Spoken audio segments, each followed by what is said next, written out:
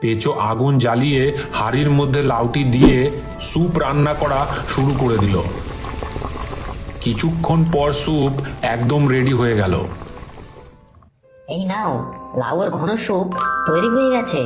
এবার সাবধানে এটা ব্যাঙের মুখে ঢেলে দিলেই বল্টু আগের চেহারায় ফিরে আসবে। তারপর ডাইনি ব্যাঙের মুখে স্যুপটা ঢেলে দিল। সঙ্গে সঙ্গেই এক অলৌকিক কাণ্ড ঘটল। বল্টুর ব্যাঙের শরীরটা তার আগের রূপে ফিরে আসলো।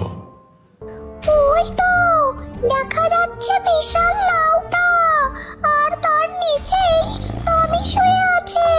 তাড়াতাড়ি যাই, লাউটা নিয়ে আসি, টমি ঘুম থেকে ওঠার আগেই। ডাইনি খুব সাবধানে পা টিপে টিপে বাড়ির চালের ওপর উঠল। তারপর যেই লাউটি ছিঁড়তে গেল অমনি একটি শুকনো ডাল ভেঙে মড়মড় করে প্রচণ্ড শব্দ হলো। কেরে চালের ওপর আমার মালিকের বাড়িতে চুরি করছিস? সর্বনাশ করেছে, টমিটা তো চিৎকার করে পাড়া মাথায় করা শুরু করেছে। এক্ষুনি কিছু না করলে হরিপদ বাবু আমাকে লাঠি নিয়ে তাড়া করবে। ও, তুই লাউ চুরি করতে এসেছিস? নেমে আয় তাড়াতাড়ি, আজ তোকে কামড়ে ছাড়বো। ওরে বাবা, আজ মনে হয় মানুষের পিটানি খেয়ে বাড়ি ফিরতে হবে। চুপ চুপ কর রে টমি, চুপ কর। তারপর ডাইনি এক মোক্ষম বুদ্ধি বার করলো। তার কাছে থাকা হাড়টা টমির সামনে বার করে তাকে দেখাতে লাগলো।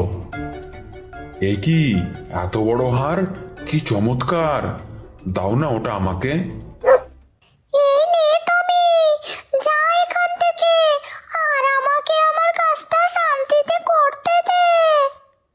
ডাইনি হাড়টা ছুঁড়ে অনেক দূরে ফেলে দিল, আর টমি সেটা দেখে লেজ নাড়াতে নাড়াতে তার দিকে ছুটে পালালো।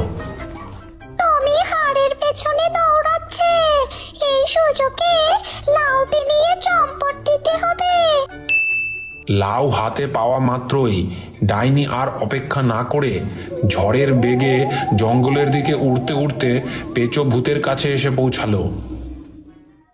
এই নে পেঁচো, অনেক কষ্টে জমের মুখ থেকে এই লাউ ছিনিয়ে নিয়ে এসেছি। এখন এক মুহূর্ত দেরি করিস না, জলদি এটা দিয়ে জাদুর স্যুপ তৈরি কর। বাহ, তুমি তো দারুণ কাজ করেছো বন্ধু। আমি এখনই আগুন জ্বালিয়ে স্যুপ রান্না করা শুরু করে দিচ্ছি। পেঁচো আগুন জ্বালিয়ে হাঁড়ির মধ্যে লাউটি দিয়ে স্যুপ রান্না করা শুরু করে দিল। কিছুক্ষণ পর স্যুপ একদম রেডি হয়ে গেল। এই নাও, লাউয়ের ঘন স্যুপ তৈরি হয়ে গেছে। এবার সাবধানে এটা ব্যাঙের মুখে ঢেলে দিলেই বল্টু আগের চেহারায় ফিরে আসবে। তারপর ডাইনি ব্যাঙের মুখে স্যুপটা ঢেলে দিল। সঙ্গে সঙ্গেই এক অলৌকিক কাণ্ড ঘটল। বল্টুর ব্যাঙের শরীরটা তার আগের রূপে ফিরে আসলো। মা, দেখো আমি ঠিক হয়ে গেছি। ব্যাঙ হয়ে থাকতে আমার বড্ড কষ্ট হচ্ছিল, তুমি আমাকে বাঁচিয়ে নিয়ে এলে মা। ছেলের ফিরে আসা দেখে ডাইনি আনন্দে তাকে বুকে জড়িয়ে ধরল।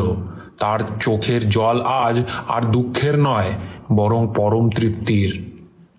ওরে আমার সোনা বল্টু, তুই ফিরে এসেছিস বাবা, আমাকে ক্ষমা করে দিস বাবা। না মা, তুমি একদম কাঁদবে না, আমি তো এখন তোমার কাছেই আছি। বন্ধু, আমিও আমার ভুলের জন্য হাত জোর করে ক্ষমা চাইছি। বল্টুর জীবনে এত বড় বিপদ হবে আমি তা বুঝতে পারিনি। থাক পেঁচো, আর ক্ষমা চাইতে হবে না। তুই আসল উপায়টা না বললে আজ হয়তো আমার বল্টুকে আমি ফিরেই পেতাম না।